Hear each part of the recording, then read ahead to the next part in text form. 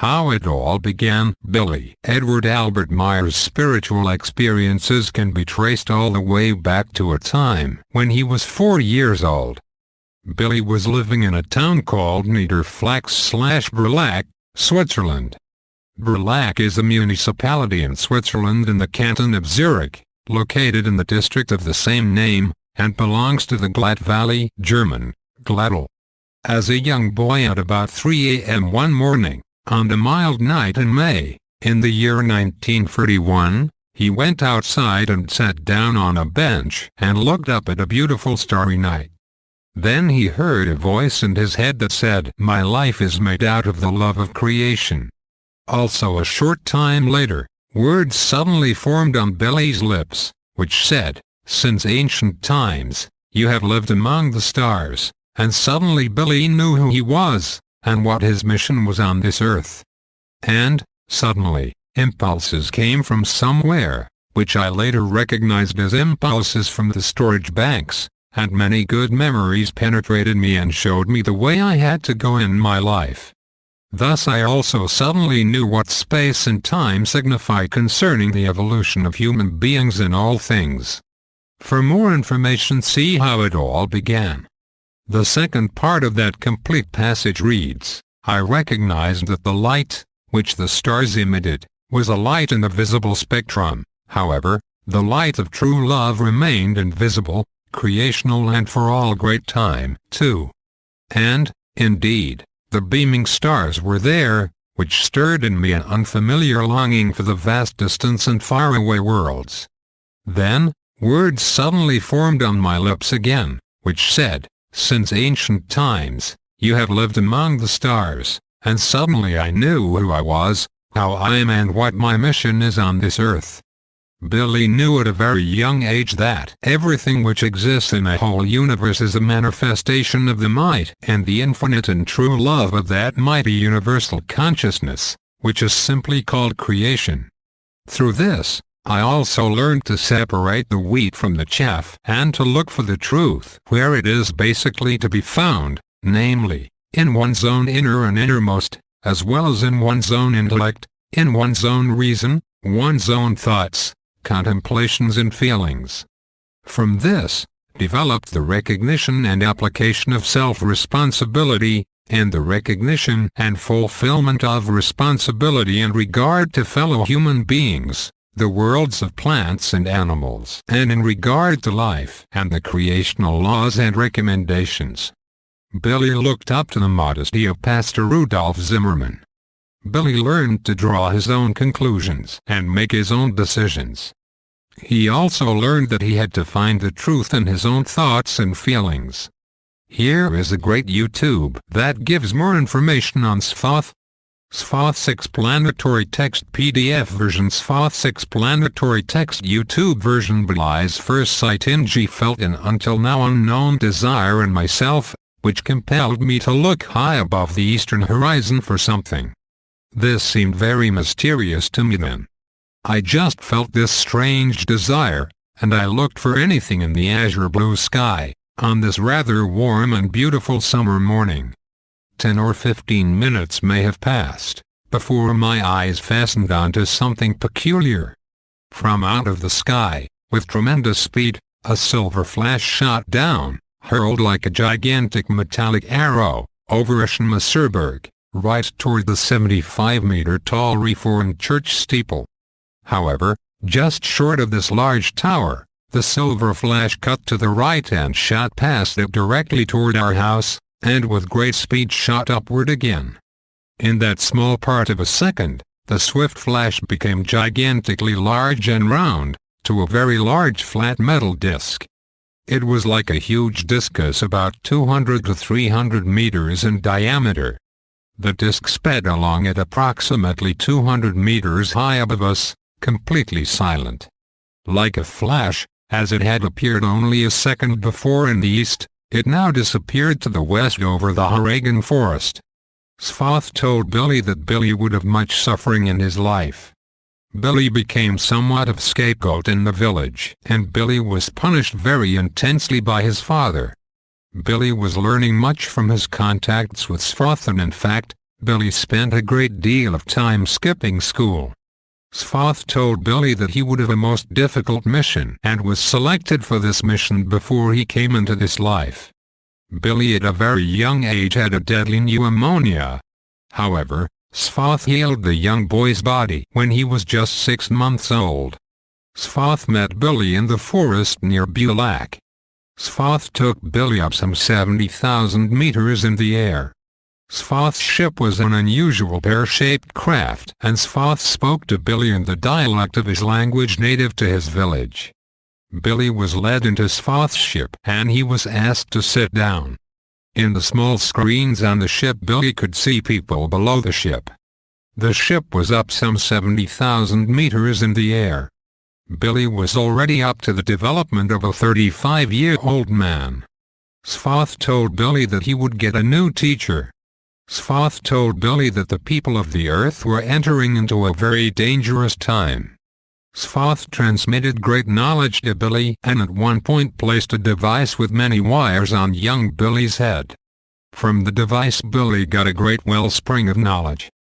Billy felt very unusual forces penetrating into him and he suddenly knew events that would take place in the future. Sfoth then removed the strange instruments from his head. Sfoth explained that certain abilities were awakened within Billy because of this instrument. These were abilities that Billy had developed in previous lifetimes and these abilities would help him in this difficult mission during this lifetime. There was also some ability that this device gave him which would protect Billy from those that were trying to force themselves into Billy's mind. Billy's other personalities and bodies during other lifetimes had done similar work here on the earth. Billy was told that he had entered life as an announcer of the laws of creation. Contacts with Sfoth. Billy's first teacher was an extraterrestrial man named Sfoth. The first contact with Sfoth occurred on Saturday, February 3, 1945, 12:10 p.m. Billy got a telepathic message to go out into the forest near his home in Bulak, Switzerland. Out of the sky came a silvery pear-shaped craft that sat down in a field nearby. Sfoth, an extraterrestrial man of nearly 1,000 years. Sfoth walked out of the craft and came over to young Billy. He took Billy by the hand and led him back to the ship. Sfoth told him that his life would be difficult and that people would be blinded by hate and try to kill him. He was also told that his wife would turn against him as well. Billy was very wise for his age, and even older Earth humans would ask him for advice. Billy's words contain a vibration which has an inner power which expresses his modesty and love for human beings. Billy has an inspirational power which causes people to contemplate his words in a meditative power. Billy's real name is Edward, which means the guardian of the treasure. However, he is known worldwide as Billy or Beam. Billy has established himself in the background because the human beings of Earth create idols for themselves. He was told by Sfoth not to go into the public too much and to remain in the background performing his mission in written form. The spiritual teaching that Billy brings is intended to transform the human beings in the world. The intention of the spiritual teaching is to awaken the human race out of their sleep. The teaching of the creational truth will become a worldwide movement that will bring peace, love and freedom to the human beings of this world. Billy was told by Sfoth that he would lose his left arm in an accident in the future. He was told that there would be attempts on his life and that even his wife would turn against him and call him a hoaxer. Sfoth taught Billy something called spiritual telepathy, which enabled young Edward to receive information from a spiritual plane called Arihat Athersata. Billy was told that the current time is becoming epoch of great destruction and annihilation, which will start with criminal conduct of the Americans, who will drop atomic bombs on Hiroshima and Nagasaki.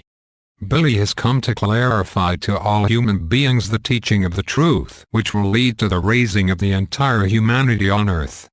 And what your desire is, what you want to bring the human beings, is unity, peace, concord, knowledge, wisdom, love, freedom, and harmony in more profound truth, and cognizant that, in the entire creational realm, in the entire universe, everything is one and bound together. However, this oneness and connectedness with all and everything, is the result of the might and the immeasurable love of creation, which gives everything selflessly and demands no payment for it. The biggest problem of the human being is his ignorance concerning creation and its laws and recommendations. More information about Thoth's 7 incarnations of Myers' spirit form Enoch equals born the 3rd of February 9308 V. Chr. Died the 1st of January 8932 V. Chr. Elijah equals born the 5th of February 891 V. Chr. Died the 4th of June 780 V. Chr. Born as son of Josiah of Gilead in Tisbisha, brought by a spaceship to Srinagar/Kashmir, today's name, India, died on the 7th of April 832 V. Chr. Isaiah equals born the 7th of February 772 V. Chr. Died 5. May 690 V. Chr. Born as son of the Ams of Sidon. Jeremiah equals born 9. February 662 V. Chr. Died 3. September 580 V. Chr. Born as son of the high priest Hilkiah of Anathoth. Jmanuel equals born 3. February 2nd V. Chr. Died at 9. May 111 N. Chr. Died in Srinagar/Kashmir, today's name, India. Muhammad equals born the 19th of February 571 N. Chr. Died the 8th of June 632 N. Chr. Born as son of Abdullah of Mecca, today's name Saudi Arabia. Billy Edward Albert Meyer Beam equals born the 3rd of February 1937 N. Chr. Died. Born as son of the Julius Meyer, of Niederflax, 8180 Bulac, and of Berta Meyer born Schwengeler, of 8492 Igetzwil/Willis/ZH. Born in the house in Hergassi, Niederflax 1253, 8180 Bulac, Canton Zurich, Switzerland. The Pleiadians leave the Earth. The Pleiadians left the Earth in 1995, and it is at that time that they revealed their true identity as the Pleiadians, and still they fly. Page 279. These Pleiadians live 80 light-years beyond our Pleiades in a different space-time configuration. Between 1975 and 1986 there were 3 extraterrestrial bases on the Earth. The locations of these bases included Asia, North America and Switzerland. The base in Switzerland had been on the Earth for more than 300 years. At that time there were 2,862 extraterrestrial humans on the Earth from 12 different races. During this 11-year period, 1975 to 1988, the extraterrestrials on Earth came from the Lyran, Vegan, Pleiadian systems and some from neighboring stars. There are 7.5 million human civilizations in the Milky Way galaxy. And still they fly. Page 234. There were 79 pure human races created by creation. However, now there are incredible numbers of different human races. The exact number of races would be expressed by a number with 63 zeros. The lifespans of human beings, on other worlds, can extend to thousands of years and even much longer. The diversity of human beings in terms of their size is also incredible. There are people that are only 16 inches tall, and on other worlds there are people that reach 40 feet tall.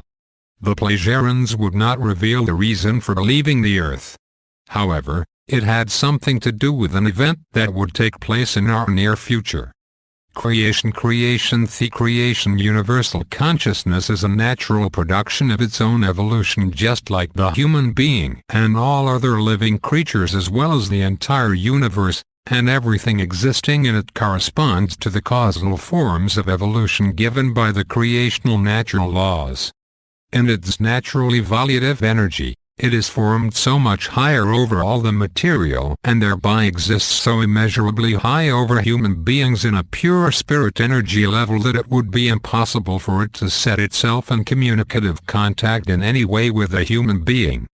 This section describes the term creation and calls on the following sources: the Amor Book of Books, Overall Consciousness Block, Love and Love Teaching Letter No. 27 Contact Report 10 Contact Report 11 Billy answers question about the material belt. Contact Report 18 The Talmud of Manual Teaching about Creation Evolution Creation, as universal self-awareness, is the source of life of all creations within its domain, which is to say, within its universe. This universe, furthermore, is one of 10 to the 49th power other individual universes, which exist in infinite number, infinite space, and infinite time, as part of the highest form of creation, the absolute absolutum. Overall consciousness block, your personality, respectively. Your consciousness gets dissolved into fine spiritual energy known as the overall consciousness block. The overall consciousness block records all your past lives' knowledge and wisdom which has been learned.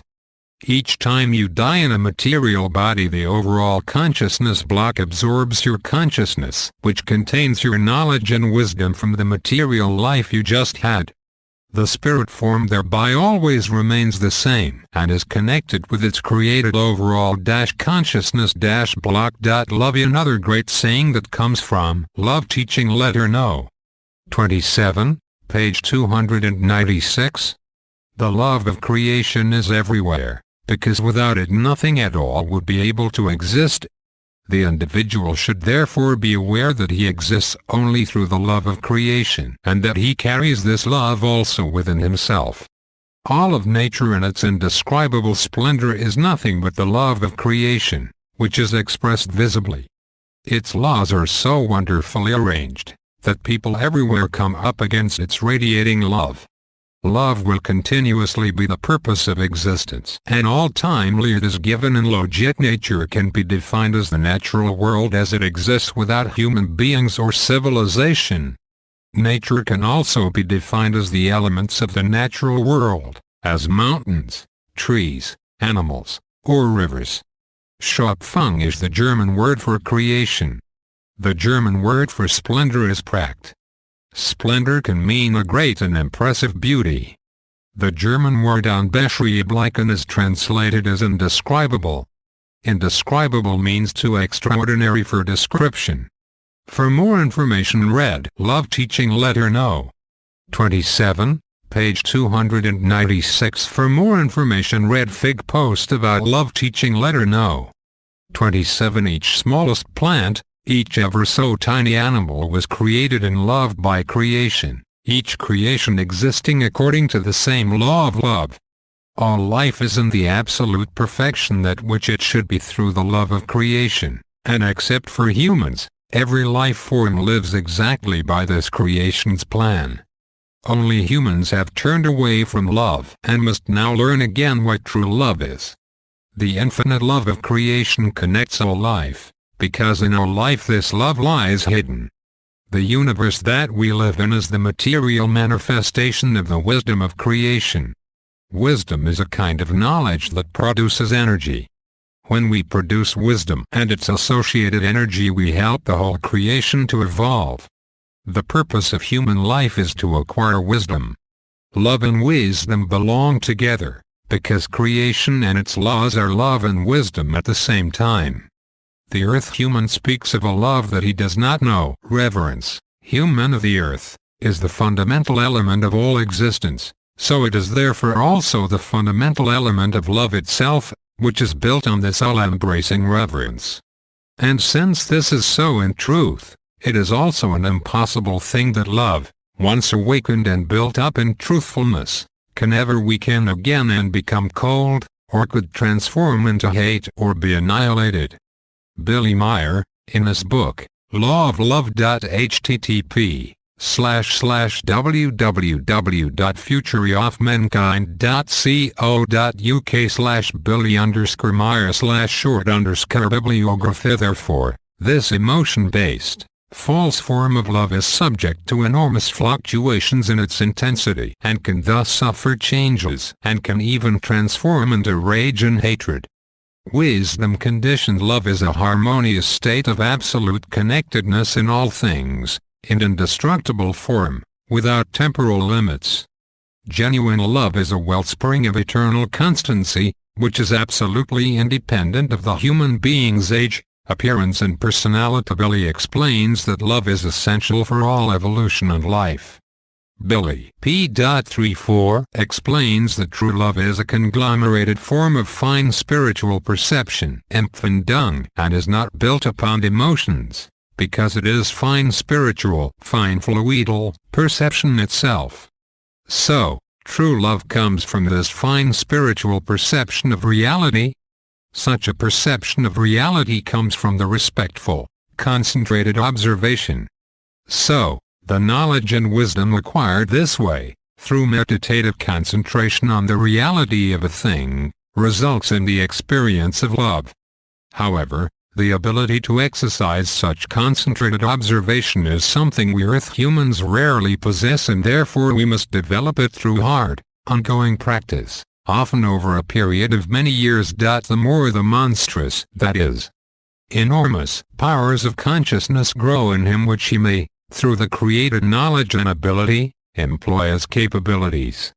Therewith he really does open himself for all creational powers that stream into him out of the infinite vastness of the universe as a living current of love. The human must feel that nature calls to his breast. Contact Report 10 date/time of contact, Wednesday, March 26, 1975, 3:20 p.m. Contact person, Semyosi Semyas is 344 years old, about 1.7 meters, 5.5 feet, tall, and is a slender, young, pretty woman with fair skin, sparkling blue eyes and light blonde hair.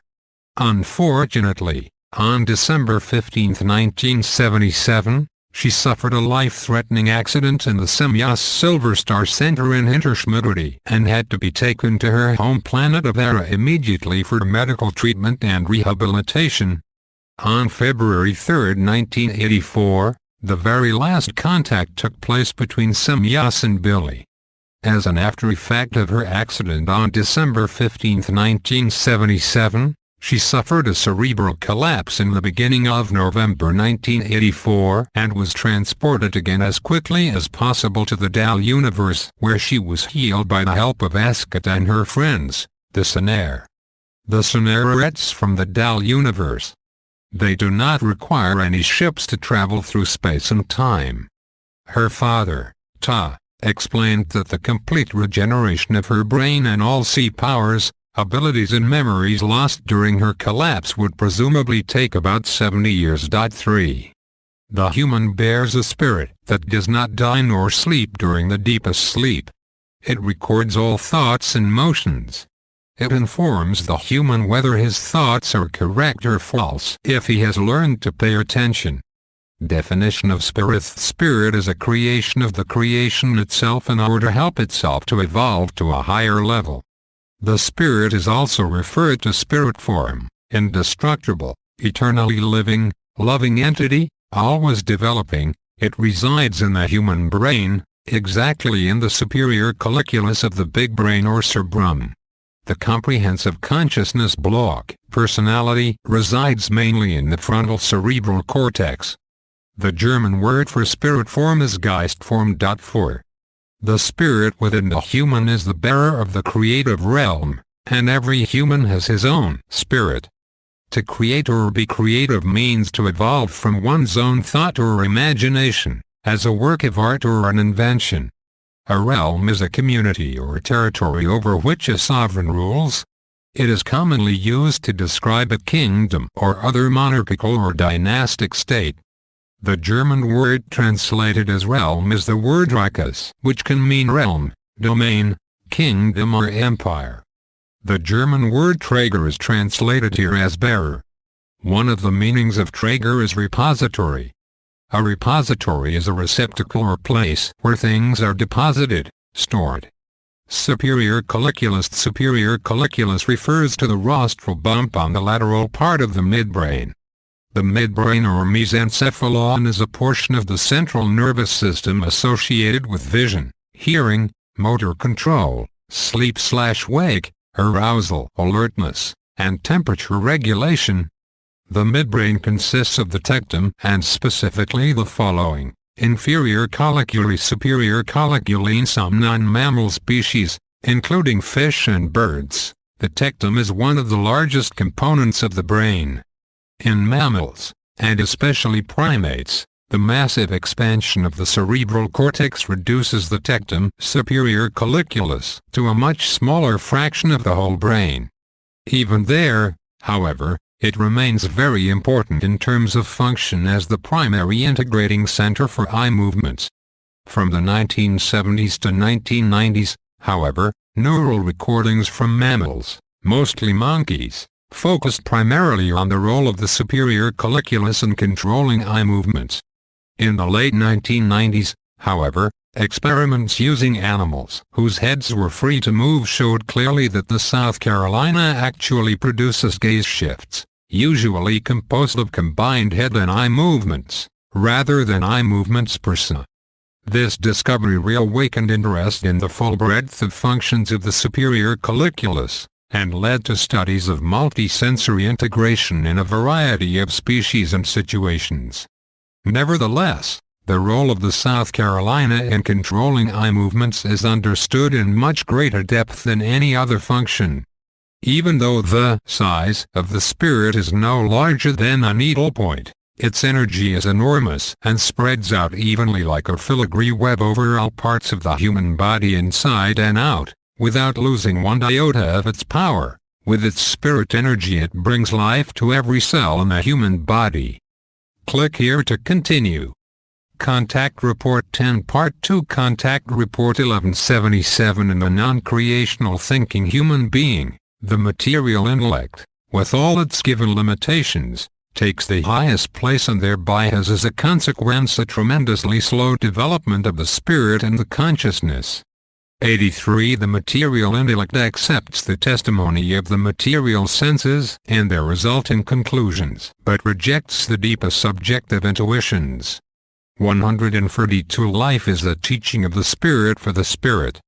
Therefore, in order to avoid the downfall of humanity in the new millennium, in the third millennium, it is necessary to find the way back to creational truth and the creational laws and recommendations, to follow them and therefore to make everything new with regard to learning and knowledge of the effective plan of creation. However, this can only happen if the human beings of Earth once again find and follow the roots of creational truth, and therefore the creational laws and recommendations.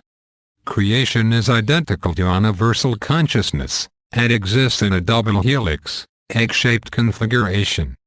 Creation is spirit in its purest form and immeasurable, and its wisdom, knowledge, love and harmony and truth.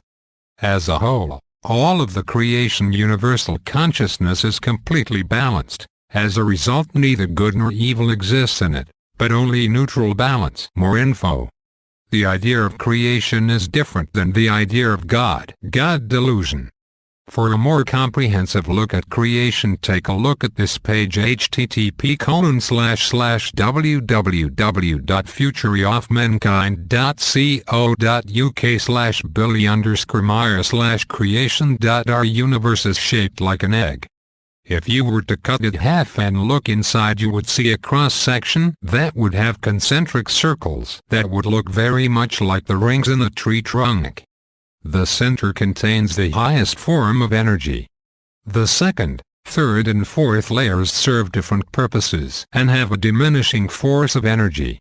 The fifth layer is called the material belt and has all of the planets, stars and galaxies. The fifth band is the only band that contains material life forms. All of the other bands are different forms of spiritual energy that play a part in the development of the material band.